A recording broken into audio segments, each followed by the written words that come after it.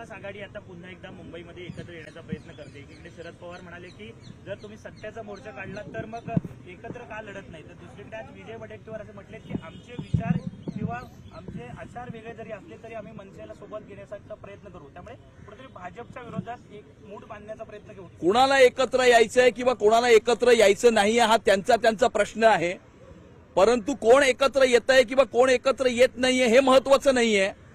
गेल्या 11 वर्षामध्ये या मुंबई शहराचा विकास कोणी केला, मेट्रो कोणी आणली, अटल सेतू कोणी आणला, कोस्टल रोड कोणी केला, बीडीडी चाईच्या मराठी माणसाला 560 फुटाचं घर कोणी दिलं किंवा मुंबईमध्ये सीसीटीव्ही कॅमेरा लावून मुंबईला सुरक्षित कोणी केलं हे महत्वाचं आहे।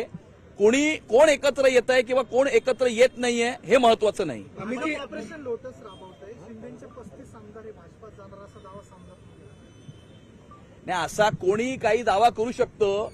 तुम्ही ज्या वृत्तपत्राचं नाव घेताय मुळामध्ये त्या वृत्तपत्राचा खप किती आणि त्याचे वाचक किती याच्यावरनं त्या वृत्तपत्राचं काय आहे हे आपण सगळ्यांना माहिती आहे। त्यामुळे स्वतःचं संपलेलं राजकारण जिवंत ठेवण्याकरता रोज अशा प्रकारचे फेक नरेटिव्ह त्या वृत्तपत्रातून ते पसरवत असतात। मुंबईतल्या ज्या मतदार याद्या आहेत त्याच्यामध्ये घोळ आहे असा एक आरोप त्यांनी। आजचं हे आंदोलन, आजची ही प्रार्थना ही अर्णव खैरे याच्या मृत्यू संदर्भात आहे आणि यावेळेला आम्ही आता हिंदू हृदय सम्राट शिवसेना प्रमुख बाळासाहेब ठाकरे यांच्या स्मृतीस्थळावरती जाऊन प्रार्थना करणार आहोत।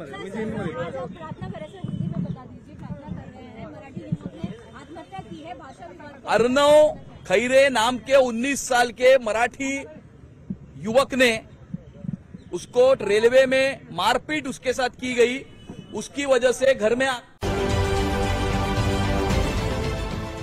देश विदेशातील प्रत्येक घडामोडींचे लाईव्ह अपडेट मिळवण्यासाठी आता साम टीव्हीच्या सर्व सोशल मीडिया प्लॅटफॉर्मला लाईक, फॉलो आणि सबस्क्राईब करा।